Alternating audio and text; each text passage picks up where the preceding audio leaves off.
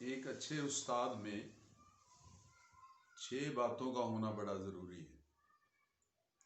پہلی بات کہ استاد جو مضمون پڑھا رہا ہے اس میں گرپ ان دا سبجیکٹ، یعنی کمانڈ آف دا سبجیکٹ، کہ اس پر استاد کو عبور حاصل ہونا چاہیے تاکہ وہ سامنے بیٹھنے والے طالب علموں کو مطمئن کر سکے اور وہ طالب علم استاد سے انسپائر ہوں کہ ہمارے استاد کی مضمون پر پوری گرفت ہے۔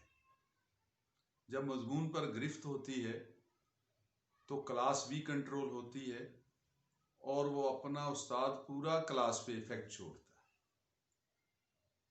تو پہلی بات کہ grip in the subject.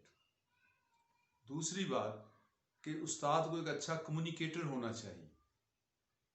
Communicator سے مراد ہے کہ کئی دفعہ استاد کے پاس بہت بڑی ڈگریاں ہوتی ہیں لیکن اس کے پاس علم بھی ہوتا ہے، لیکن وہ اچھے انداز میں کمیونیکیٹ نہیں کر سکتا، اپنے علم کو بچوں تک کنوے نہیں کر سکتا، اور یہ اچھا کمیونیکیٹر ہونا بھی ایک استاد کی بہت بڑی خوبی۔ تیسری بات کہ استاد کو سوشل جینیس ہونا چاہیے۔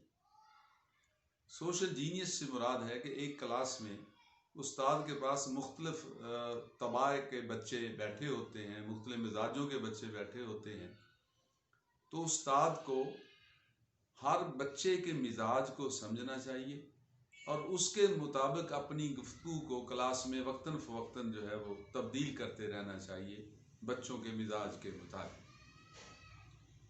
اور چوتھی بات یہ ہے کہ استاد کو موٹیویٹر ہونا چاہیے، کہ استاد بچوں میں یہ احساس پیدا کر دے، اسے ڈی موٹیویٹ نہ کرے، اس میں احساس پیدا کر دے کہ آپ کچھ بھی بن سکتے ہیں، کہ آپ کے اندر وہ پوٹینشل، وہ ایبلٹی وہ موجود ہے کہ آپ کسی بھی اعلیٰ مقام تک، بچوں کو یہ ریئلائز کروا دے کہ آپ کسی بھی اعلیٰ مقام تک پہنچ سکتے ہیں۔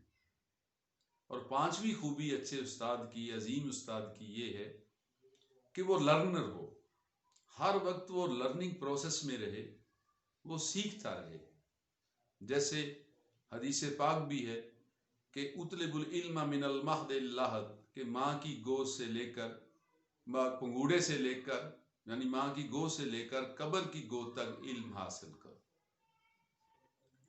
اور استاد کو ہر وقت لرننگ میں جدید ترین علوم، اپنے جو علم وہ مضمون پڑھا رہا ہے اس میں جو لیٹسٹ ٹرینڈز ہیں اس سبجیکٹ میں، اس کے بارے میں ہر وقت جو ہے وہ رابطے میں رہنا چاہیے۔ اپ ڈیٹڈ انفارمیشن استاد کے پاس ہونی چاہیے۔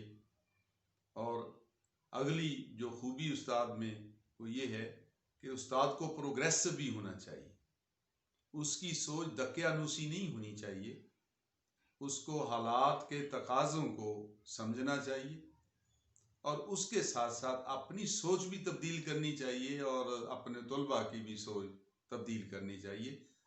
وہ پرانی سوچ میں نہیں ڈوبے رہنا چاہیے۔ جیسے علامہ اقبال نے کہا تھا، آئین نو سے ڈرنا، طرز کہن پہ اڑنا، منزل یہی کٹن ہے قوموں کی زندگی۔ Thank you.